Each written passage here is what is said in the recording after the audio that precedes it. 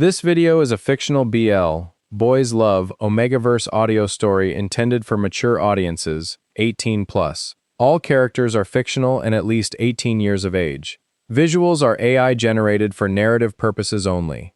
Themes include mature romantic and emotional content. Viewer discretion advised. Chapter 1, Omega POV. I woke up screaming inside someone else's body, and the first thing I noticed, before the pain, before the panic, was that my hands smelled like rain and rejection. That's not a metaphor. Apparently scent works that way here. "You disgrace this pack," a voice boomed from somewhere above me, and I blinked up at a ceiling I didn't recognize, in a room that smelled like candle wax and old money. A man in a gray suit stood over me, jaw tight, eyes doing that thing where disgust tries to pass itself off as concern. 3 pups. 3. And you can't even tell us who's not. Put them there. Cool. Cool, cool, cool. I had died. I was pretty sure I had died. There had been a truck, there had been a very rude amount of physics involved, and now I'd woken up as a pregnant Omega on trial for being a slut in what appeared to be the world's angriest waiting room. I did the only reasonable thing. I laughed.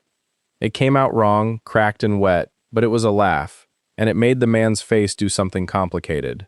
Around us, maybe a dozen pack members sat in stiff chairs, arms crossed, radiating the specific judgment of people who love a scandal more than they love the person at the center of it. Our stomach curved gently under a borrowed blue sweater. Not showing much yet. Early. I pressed a hand there without meaning to, and something in my chest cracked clean in half. Okay. I filed the laughing away as a bad idea, and tried breathing instead. Here's what I knew. In fragments. The way you know a dream after you've already lost half of it. I was Han Do-yoon. At 24. An Omega with a face like a slap. Sharp cheekbones, soft mouth, the kind of pretty that made people decide things about you before you opened your mouth. And apparently, in the 200 or so pages of the web novel I'd been reading at 2 a.m., before a truck decided my commute was over, Han Do-yoon was the villain. The petty, jealous, scheming background Omega who existed to make the real love story harder for the real hero. I did not remember agreeing to this. "Explain yourself," the gray suit man said. I decided his name was Elder something, because dignity required I not learn it properly yet. I opened my mouth to say something devastating and true, and instead what came out was, "I'd love to, but I'm currently experiencing some memory issues on account of, being reincarnated about 4 minutes ago." Nobody laughed. Tough room. But something strange happened instead. A flicker, faint as a held breath, right at the edge of my skin. I felt it before I understood it. The elder's anger wasn't clean. Underneath the fury sat something greasy and small, something that smelled, in a way I had no right to smell things, like satisfaction. He wanted this. He wanted me humiliated, wanted it so badly it curdled under his skin like sour milk. I didn't know yet that I could feel that. I only knew it landed in me like a fact, solid and undeniable, the way you know your own name. "You mock this hearing," he said. "No," I said slowly, testing the ground, testing this strange new sense like a bruise. "I think you're enjoying this a little too much for someone who's supposed to be neutral. That's not mockery.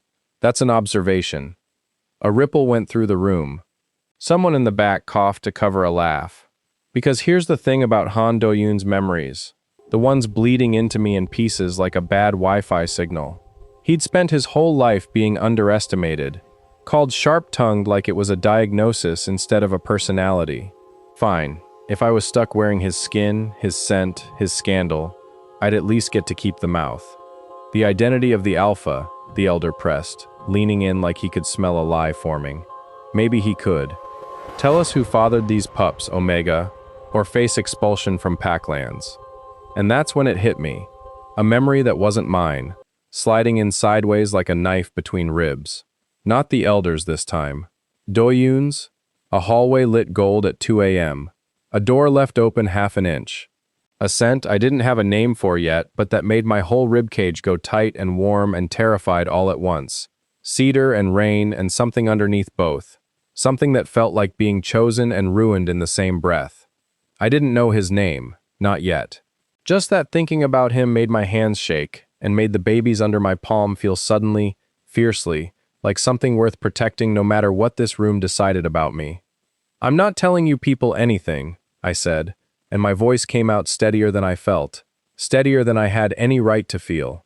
You want a name, you're going to have to earn it. The elder's satisfaction curdled into something sharper. Somewhere behind him, near the frosted glass doors at the end of the hall, I felt, smelled, sensed, whatever this was, a presence arrived.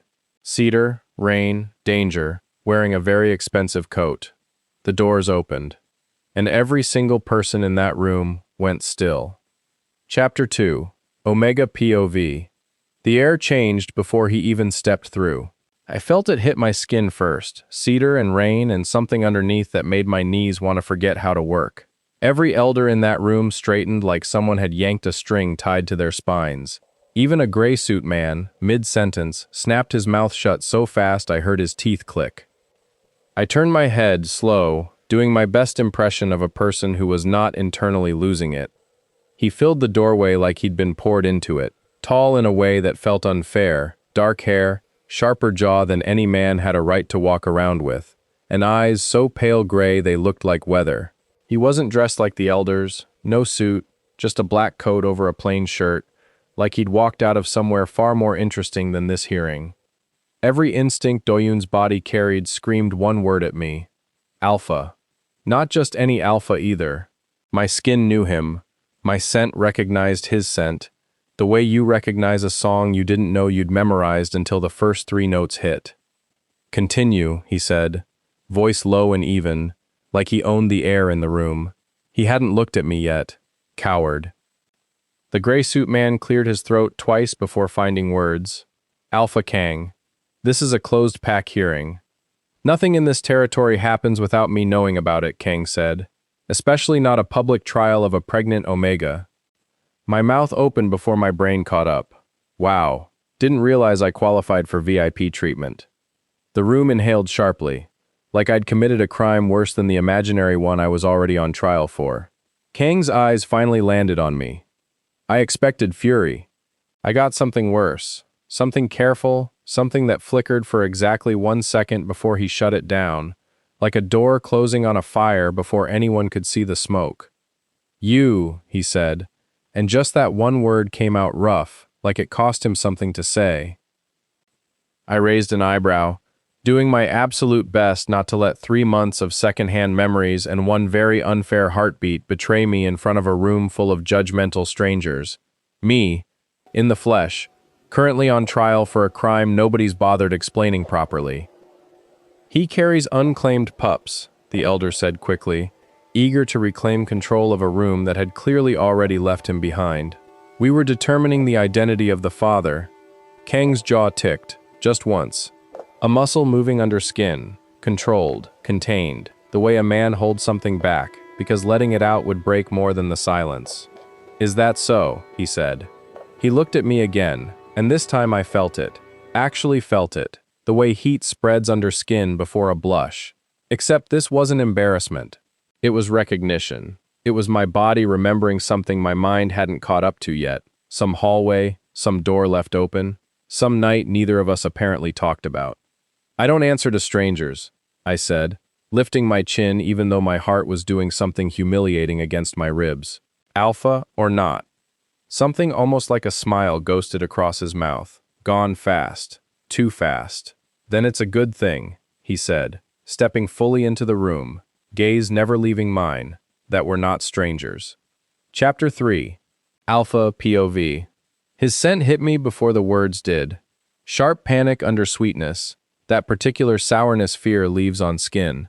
I'd caught that same panic once before, in a hallway I still hadn't let myself remember properly. Now it was rolling off him in waves he clearly didn't know how to hide, and every protective instinct I owned rose up at once, ugly and immediate, ready to put my teeth in something. I hated how much I wanted to cross the room and put my body between him and every elder staring at him like he was evidence instead of a person. We're not strangers, I'd said. True. Also, the most dangerous sentence I could have handed a room full of people already circling him like this was a hunt. The elder in gray straightened his shoulders, like he thought he still had authority here. Alpha Kang, if you have information relevant to this hearing, the pack expects disclosure. I looked at him. Just looked. He found something urgent to read on the floor. Do-yoon watched me with narrowed eyes, arms crossed over the small curve under his sweater, chin tilted up like he was daring me to say the wrong thing. Good. He should be wary. I hadn't earned anything from him yet, and I wasn't about to pretend otherwise in front of an audience. This hearing is over, I said. Alpha Kang, procedure requires... Procedure, I said, doesn't get to interrogate a pregnant Omega like a suspect. I'm ending it. Take it up with the council if you disagree, but you'll do it without him in the room. Do-yoon made a small sound, something between a scoff and a laugh, quickly swallowed. I felt it land in my chest anyway, warm somewhere I didn't have room for warmth right now. I should not have felt anything. That was the problem. I'd spent 3 months building a wall around exactly this feeling, brick by brick, telling myself the hallway meant nothing, that scent recognition wasn't fate, that a man could ignore what his body already knew if he was disciplined enough. Looking at him now, stubborn and glowing with fury he was trying to pass off as calm, the wall felt like it was made of wet paper. I don't need rescuing, Do-yoon said, voice pitched for the room, eyes locked on mine. Especially not from someone who apparently knows exactly who I am and decided that wasn't worth mentioning until now. The accusation landed clean. Fair, even. I deserved it. You're right, I said. You don't need rescuing. You need somewhere safe that isn't a room full of people deciding your worth out loud. That's different. Something flickered across his face, surprise maybe, or suspicion that I might actually mean it. Fine, he said, chin still up, pride refusing to bend even an inch. But I'm not doing the grateful Omega thing. I want that clear before we go anywhere. Despite everything sitting like stone in my chest, something almost like a smile pulled at my mouth. I wouldn't dream of it. I turned to the elders, voice going flat and final. This conversation is finished. If anyone touches him again without my permission, you'll answer me personally. Nobody argued. I offered my hand to help him up. He looked at it like it might bite him, then took it anyway, fingers cool against mine, and the second our skin touched, the wall in my chest cracked another inch wider. Chapter 4. Alpha POV. His hand stayed in mine 1 second longer than it needed to. I noticed. I filed it away with everything else I wasn't ready to look at directly, the way you note a bruise before you know how bad it'll ache tomorrow. We walked the corridor in silence, elders parting like water, none of them brave enough to hold my gaze. Do-yoon kept pace beside me, one hand resting low on his stomach, chin still tilted with that stubborn pride that made something in me want to laugh, and something else want to wrap him in every protection I had. So, he said, voice low enough that only I could catch it, are you going to tell me why you smell like you already knew, or do I have to guess? I kept my eyes forward. Not here. Convenient answer. Accurate answer. He huffed, but didn't push further, which told me more than words would have. He was choosing his battles. Smart. Sharp tongue didn't mean reckless, whatever the elders assumed about him. The car waited at the curb, black and unremarkable, my driver already holding the door. Do-yoon paused before climbing in, studying me with an expression I couldn't fully name, something between distrust and a question he wasn't ready to ask out loud. Where are we going? He said. Somewhere they can't reach you. That's not an address, Alpha Kang. Just Kang, I said before I could stop myself. Something shifted in his face, small, quick, gone, before I could read it fully. He climbed in without another word, and I followed, close enough that his scent filled the small space between us immediately. Cedar, meeting rain, meeting whatever chemical wreckage lived under his ribs right now. The door shut. The car pulled forward. His shoulder brushed mine on a turn, and neither of us moved away. You're not going to explain anything, are you? He said, staring straight ahead now, jaw tight. I will, just not with an audience. You keep saying that like it's supposed to make me trust you. I don't expect you to trust me, I said, quiet, honest, more honest than I meant to be. I just need you to be safe long enough to earn it. He turned to look at me then, something raw flickering under all that sharp composure, and for one unguarded second I saw exactly how frightened he actually was underneath the jokes and the pride, and how hard he was working to keep anyone from seeing it. "Don't look at me like that," he said, voice suddenly smaller. "Like what? Like you already care what happens to me." I didn't answer. I didn't trust what would come out if I did. His hand found the seat between us, not reaching for mine, just close enough that the distance felt like its own kind of ache, and neither of us closed it. Chapter 5. Author POV. What neither of them said out loud, in that quiet car cutting through wet streets, was the truth sitting between them like a third passenger. Kang had known about the pregnancy for 6 weeks. Not from Do-yoon. From a blood test result that had crossed his desk with a name attached that made his hands go cold, and a scent signature that matched something he'd been carrying in his memory since one reckless night he'd told himself, over and over, it had been a mistake he wouldn't repeat. He had not repeated it. He had also not been able to stop thinking about it, not for one single day, no matter how many walls he built, or how many hours he buried himself in pack business to avoid the feeling of clawing under his ribs. What he hadn't told anyone, not his advisors, not the elders circling for blood, was the second thing the report had shown him. The scent signature on the pups wasn't fully his own. It was close. Close enough to fool a room full of elders working off instinct and gossip. But Kang's own senses, trained sharper than most alphas his age, through years of discipline he'd built specifically to survive his family's expectations, caught the discrepancy immediately. Something else had touched that night. Someone else's scent, faint, nearly buried, layered underneath his, like a second signature trying to hide inside the first. He didn't know what it meant yet. He only knew it terrified him more than anything the elders could threaten, because if he was right, if someone had engineered that night, rather than let chance take its course, then the danger circling Do-yoon wasn't behind them at the hearing. It was still ahead, patient, and closer than either of them wanted to believe. Chapter 6. Omega POV. The safe house smelled like cedar and clean linen, and for the first time since I'd woken up screaming into someone else's life, my shoulders actually dropped. Kang moved through the space like he'd built it himself. Low lights, thick curtains, a kettle he set going without being asked. I watched him from the doorway of what he called my room, arms crossed, still not fully trusting any of this. "You don't have to hover," he said without turning around. "I'm not hovering, I'm surveilling." That got the smallest huff of a laugh out of him, and something in my chest did an embarrassing little flip at the sound of it. He brought me tea I didn't ask for, sat across from me at a small wooden table, close enough that his knee almost brushed mine. Up close, without an audience, some of that cold control slipped, and what was underneath looked tired. Humans. Guilty, in a way I didn't fully understand yet. "Ask me," he said quietly, "whatever you're holding back." "Why does your scent feel like something I already know?" I said, voice smaller than I meant it to be. "I didn't meet you today. I felt like I already had."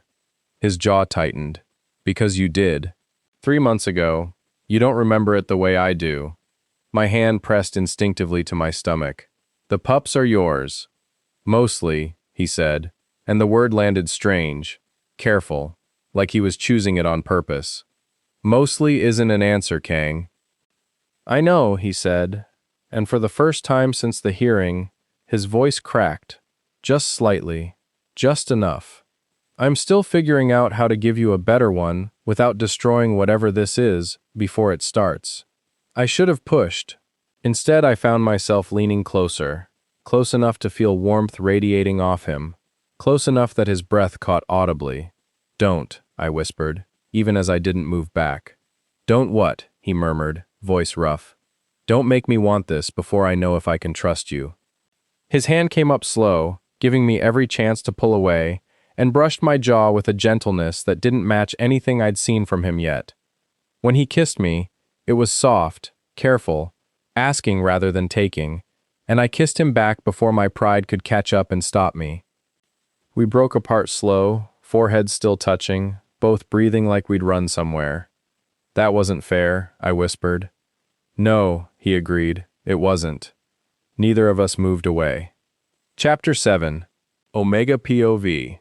I was still catching my breath when his phone buzzed against the table, sharp and rude, and I watched his whole face change before he'd even read it. Kang. He didn't answer right away. He read the message twice, jaw going tight, color draining slowly from his face like something inside him was breaking one piece at a time. Kang, what is it? He turned the phone toward me, and I read the name on the screen before the message itself, and my stomach dropped somewhere past the floor. Han Ji-woo, my brother, the real hero of this story, if the old memories bleeding into me meant anything at all, the golden Omega everyone adored, the one Do-yoon had supposedly ruined his own life trying to spite. The message was short, cruel in its simplicity. Tell him about the lab results before I do. You knew Ji-woo was involved? I said slowly, voice shaking despite every effort to keep it steady. This whole time you knew, and you let me sit here thinking this was just us. It's complicated, Kang said, and I hated how weak that sounded out loud. Complicated, I repeated. You said mostly. Mostly yours. What does that mean, Kang? What are you not telling me? He didn't answer fast enough. That silence told me everything his mouth wouldn't. Say it, I said, voice cracking now too, all the warmth from 10 minutes ago curdling into something sharp and cold. Say it before I hear it from someone who hates me more than you supposedly don't. The pups, he said, quiet, wrecked, might not be entirely mine. The room tilted. I stood so fast the chair scraped hard against the floor. Then whose? I whispered. He looked at me like a man watching something break that he couldn't stop breaking. I don't know yet, he said, but I think your brother does. Chapter 8. Alpha POV. I sat alone in the dark kitchen long after he'd gone quiet upstairs, refusing to speak to me, refusing to look at me, and honestly, I couldn't blame him. I'd had 6 weeks to tell him the truth, and I'd spent every one of them choosing silence instead, telling myself I was protecting him, when really, I'd just been protecting myself from watching his face do exactly what it had done tonight. Ji-woo's message sat open on my phone, taunting me with everything I hadn't said out loud. The truth was uglier than I'd let myself admit, even in private. The night that made those pups hadn't been an accident born purely of scent and bad judgment. Someone had orchestrated it, layered a second scent into the room to blur the signature, banking on exactly this outcome. An Omega too ashamed to name a father, an Alpha too guilty to ask questions he was afraid of the answers to. I'd suspected Ji-woo for weeks and said nothing, because saying it meant admitting I'd let my own guilt make me a coward. Do-yoon deserved better than a coward. He deserved someone willing to walk into his brother's territory and demand answers even if it cost every fragile thing we'd built in one soft, stolen kiss over tea. I stood, decision settling cold and clear in my chest for the first time all day. Whatever this cost me, pride, comfort, the easy peace of staying quiet, I was done choosing silence. I owed him the truth, all of it, even the parts that might make him hate me. Chapter 9. Omega POV. He found me on the porch, arms wrapped around myself against the cold, staring at nothing, trying to figure out how to feel about a night that had somehow ruined me and steadied me in the same 4 hours. I'm going to Ji-woo, Kang said. Tonight, I want you to come, but only if you want to. I turned to look at him, searching his face for the coward I'd accused him of being an hour ago. I didn't find him. Why the sudden bravery? I asked, voice still rough. Because you were right, he said. I've spent 6 weeks protecting myself instead of protecting you. That ends now. Something in my chest loosened, just slightly. Not forgiveness, not yet, but the first crack of something that could grow into it. I'm still furious with you, I said. You should be. I'm coming anyway, not for you, for them. My hand found my stomach. I know, he said. That's enough for tonight. We drove in silence to my brother's house, and when Ji-woo opened the door and saw us standing together, his practiced golden smile faltered for exactly 1 second, long enough to confirm everything Kang had feared. You knew, I said, voice shaking, steadier than I expected. You let everyone call me the villain while you orchestrated this. Jiwoo's mask slipped further, guilt bleeding through gold. I never meant for it to go this far. But it did, I said. And I'm done being ashamed of something that was never mine to be ashamed of. Kang's hand found mine, steady, silent support rather than rescue. And for the first time since waking up in this life, I felt something solid under my feet. Epilogue. Months later, 3 tiny heartbeats fill a nursery that smells like cedar and rain, and something new entirely. Something that's ours now instead of anyone else's shame. Kang still isn't perfect, neither am I. Some nights the trust between us feels hard-won and fragile, a thing we're still building brick by careful brick.